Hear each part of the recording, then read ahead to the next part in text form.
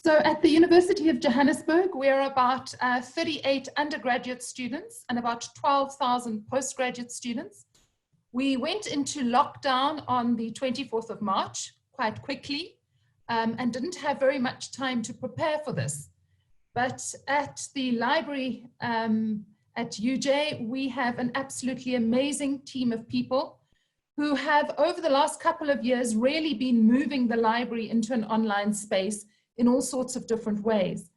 And we really saw ourselves as having three key goals, or three areas that we needed to focus on.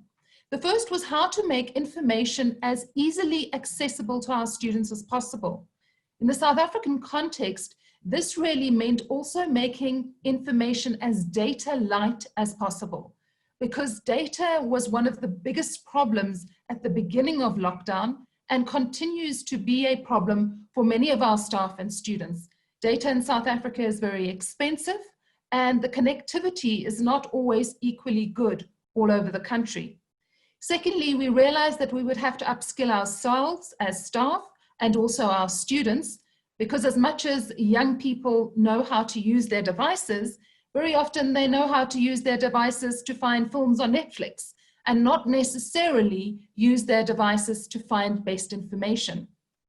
And then we saw our role in the library as supporting the community, both the library community, the UJ community, and the community of South Africa more widely.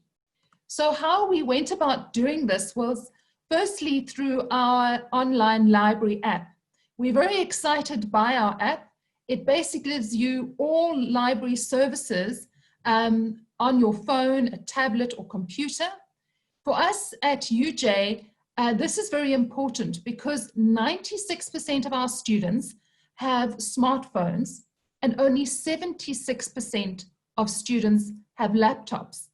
So with this library app, it means that almost every single student has access to all the resources in the library. We then set up a chatbot at the end of last year. And this was a very interesting part of our COVID intervention. Because when you click on the chatbot, you ask the bot a particular question and the bot gives you the answer straight away. Now, while this is very convenient, it was very important for our students because it is the most data light way of finding information. If you think about it, when you go onto the library website, you look around, you click on a whole lot of things, and you spend about 5 hours, not 5 hours, 5 minutes trying to find what you're looking for. Whereas when you ask the bot a question, it gives you an answer immediately.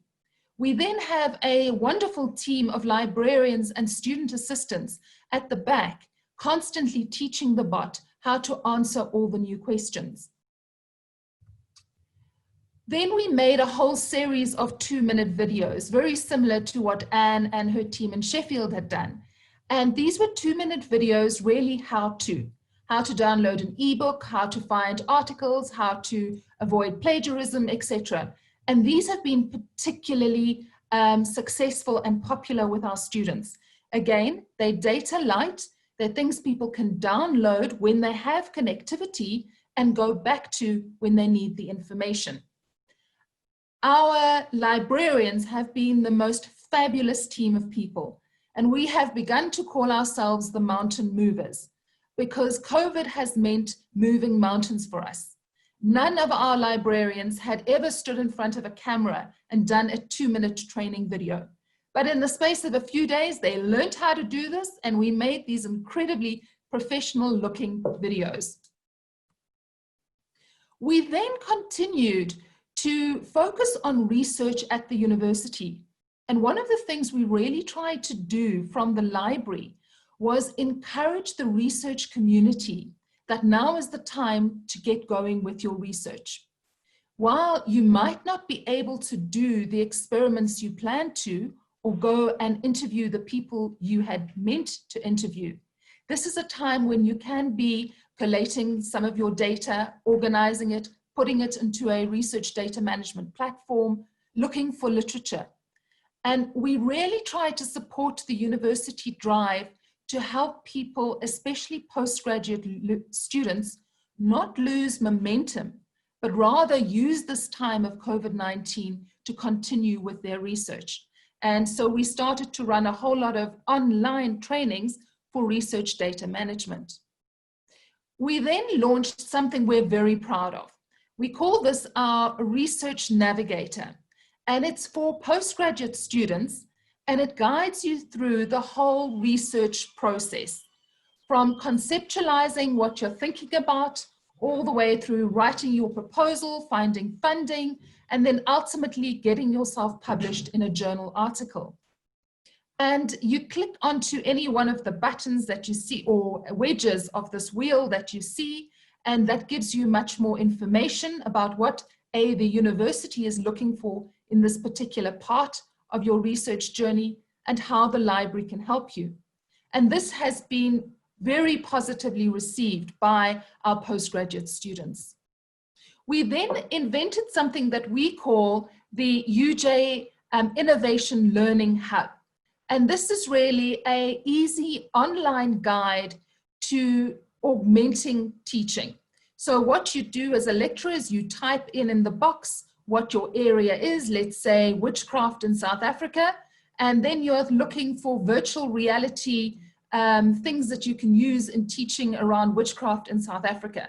And then you click on virtual reality, and up will come a whole lot of different things around your subject to do with virtual reality or podcasts or artificial intelligence, whatever it is that you're looking for. And this has really helped our staff to make the teaching in the online environment more exciting and more interesting and more engaging. We then realized that this was a time in which we as librarians could begin to think differently and think anew about what it means to be library and to be a library in South Africa. What we did was set up a series of WhatsApp reading groups. So all circulation staff worked together in a reading group. Everybody received a whole lot of articles at the beginning of lockdown, and then would discuss the articles with each other in these WhatsApp reading groups. And I'm incredibly proud of my staff. Our circulation staff came up with a wonderful idea to reimagine the work of circulation staff.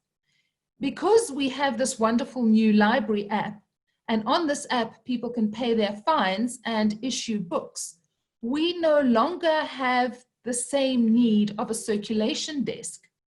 And our staff have come up with the most wonderful plan of how they need to be like the people in the bottom picture on your screen.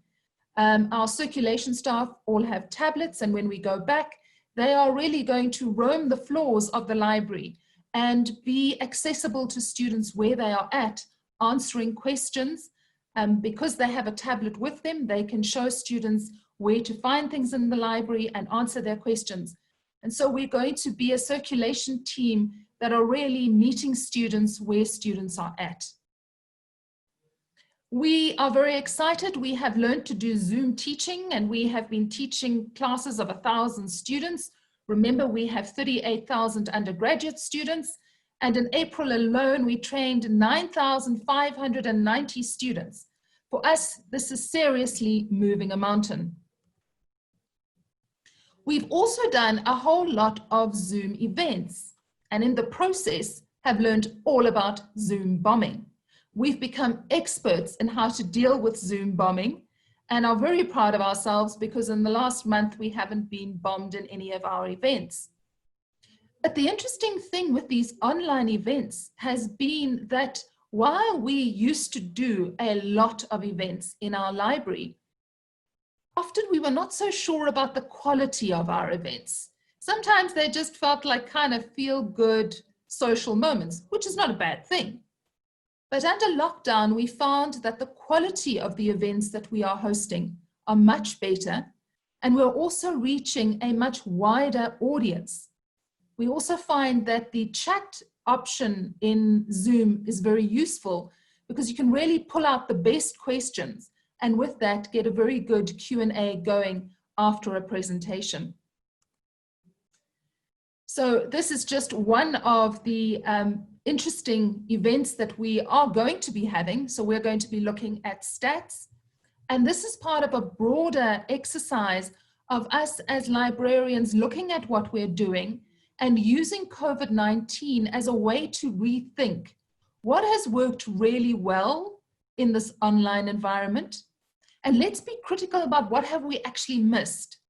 So when we do go back into whatever the new normal is going to be, how can we take the best of all these different worlds? And like many other countries, we are going to face very serious financial constraints.